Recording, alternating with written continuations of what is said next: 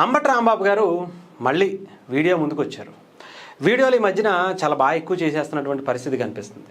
పాపం తమిళనాడులో టీవీకి అధ్యక్షుడు విజయ్ గారు అందుకున్నటువంటి విజయానికి ఆయన కంపేర్ చేస్తూ చాలా అద్భుతమైనటువంటి విశ్లేషణ ఇస్తూ అక్కడ ప్రభుత్వ వ్యతిరేక ఓటు అంతా క్యాష్ చేసుకున్నారు.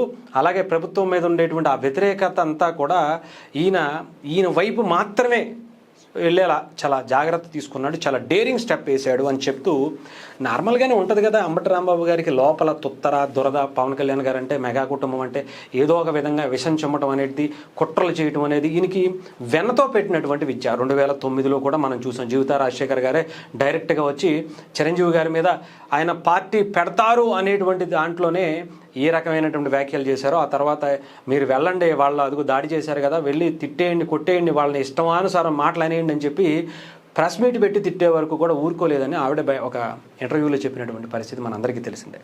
అయితే ప్రజారాజ్యం పార్టీని చిరంజీవి గారి మీద ఎన్ని రకాల కుట్రలు చేశారో దాంట్లో అంబటి రాంబాబు గారు కూడా ప్రధాన వ్యక్తులని జీవితా రాజశేఖర్ గారికి సంబంధించినటువంటి మాటల్లో అర్థమైపోద్ది.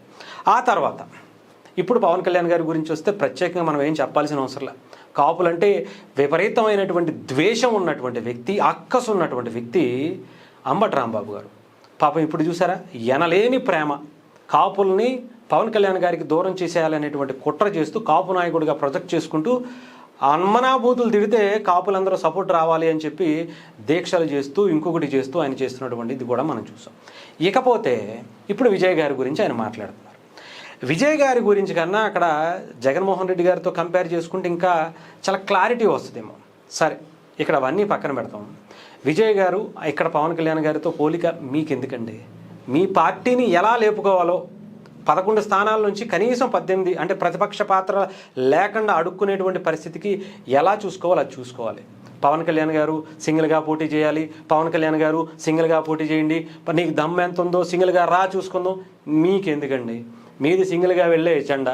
మిమ్మల్ని ఎవడో కలుపుకునేటువంటి మనస్తత్వం అందరికీ ఉంది. ఎవడో మిమ్మల్ని కలుపుకుని మీతో పోటీ అంటే మీతో కలిసి వెళ్ళేటువంటి ఆలోచన ఎవరు చేయట్లా. అందుకనే మీతో ఎవరు కలిసి రావట్లా. మీరు అందుకని సింగిల్గా వెళ్లాల్సి వస్తున్నటువంటి పరిస్థితి ఉంది. అలాగే కొన్ని వేల కోట్లు దాచుకున్నటువంటి డబ్బులు మద్యం కుంభకోణాల్లో, వీటిల్లో టీటీడీలో వచ్చినటువంటి ఆ నెయ్యి కుంభకోణాల్లో తండ్రిని అధికారం అడ్డం పెట్టుకుని కొన్ని వేల కోట్లు సంపాదించిన డబ్బులు బాగా మూలుగుతున్నాయి. కాబట్టి మీరు సింగిల్గా వెళ్తారు, డబ్బులు అలా విసురుకుంటూ వెళ్ళిపోతారు. ఇక్కడ పవన్ కళ్యాణ్ గారికి అలా లేవు కదా. పైగా అక్కడ విజయ్ గారు చేసినటువంటి డేరింగ్ డెసిషన్ ఇక్కడ పవన్ కళ్యాణ్ గారు చేయలేదు అంటున్నారు కదా. పవన్ కళ్యాణ్ గారు చేయకపోవటానికి ఇక్కడ ఒక అరాచకమైనటువంటి రాక్షసుడు అనేటువంటి ఒక వ్యక్తి ఉన్నాడు. ఆంధ్రప్రదేశ్ని ఆంధ్రప్రదేశ్గా తీసుకెళ్ళినటువంటి ఒక వ్యక్తి, 5 ఏళ్ల పాటు రాష్ట్రాన్ని నాశనం చేసేసినటువంటి వ్యక్తి. అన్ని విధాలుగా కూడా పంచభూతాలను మింగేసి సర్వనాశనం చేద్దాం అనేటువంటి ఒక కుట్ర చేసినటువంటి వ్యక్తి ఆంధ్రప్రదేశ్లో అధికారంలో ఉన్నారు. మరి అలాంటి వ్యక్తిని తట్టుకోవాలి అంటే ఆయన కూడా డేరింగ్గా డెసిషన్ తీసుకున్నారు, కలిసి వెళ్ళాలనేటువంటిది. సింగిల్గా వెళితే ఈ వ్యక్తికి అవకాశం ఇస్తామేమో అనేటువంటి ఒక ఛాన్స్ కూడా, ఆలోచన కూడా ఉండకూడదు.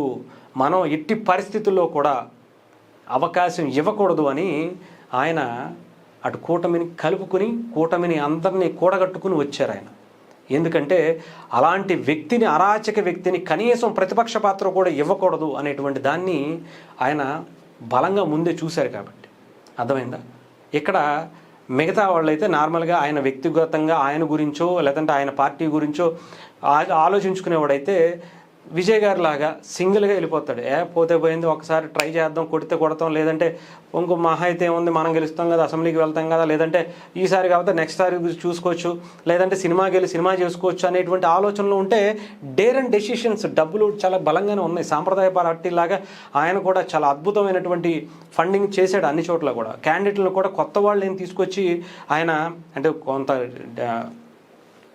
ఆయన కూడా కొంతమంది నాయకులు అంటే ప్రస్తుతం ఉండేటువంటి రాజకీయ నాయకుల్లోనే చాలామందికి సీట్లు ఇచ్చి గెలిపించేశాడు. కొన్ని 100 కోట్లతో అక్కడ జరిగినటువంటి పరిస్థితి కనిపించింది. పంట పండిందంటే ఈసారి తమిళనాడులో అన్ని పార్టీలకు సంబంధించి.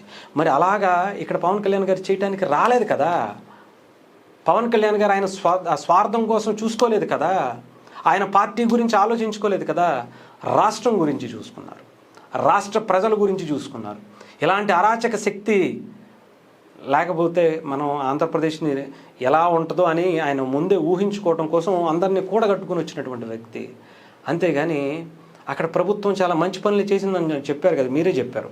ప్రభుత్వ వ్యతిరేక అంత ఎక్కడా కనిపించలేదు అంతకుముందు, కాకపోతే ఎలక్షన్ ఓటు దగ్గర కనిపించింది అన్నారు. మరి అక్కడ మంచి చేశారు కాబట్టి వాళ్ళకి కనీసం 60 స్థానాల దగ్గర 70 స్థానాల దగ్గర వచ్చాయి. కానీ ఇక్కడ మీరు అది కూడా చేయలేదు కాబట్టి 11 స్థానాలకు వెళ్ళిపోయి అంతకన్నా పరిస్థితి అయితే అక్కడ రాల. ఇంకా దరిద్రం ఏంటంటే జగన్మోహన్ రెడ్డి గారితో పోలిస్తే కనుక ఒకటి పోల్చండి, ఆయన చేయి పట్టుకున్నందుకు, లేదంటే ఎవరు కొంతమంది వెళ్ళి మీ దగ్గర నుంచి ప్రచారం చేశారు కదా, అడుగు పెట్టారు కదా ఆ లెగ్ పెట్టగానే ఒక పార్టీ నాశనం అయిపోయింది. సీఎం క్యాండిడేట్ చరిత్రలో ఆయన ఓడిపోయినటువంటి పరిస్థితి కనిపించింది. ఈయనకి ఈ చేయి పట్టుకోగానే ఈ 11 అనేది ఆయనే తగులుకుంది. ఆ 11 సీట్లు వస్తే తప్ప, ఆ 11 మంది ఇప్పుడు వస్తే తప్ప ఆయన సీఎం అయ్యేటువంటి పరిస్థితి లేదు. సో ఇక్కడ ఇవి కంపేర్ చేయండి, అంబటి రాంబాబు గారు బాగుంటుంది.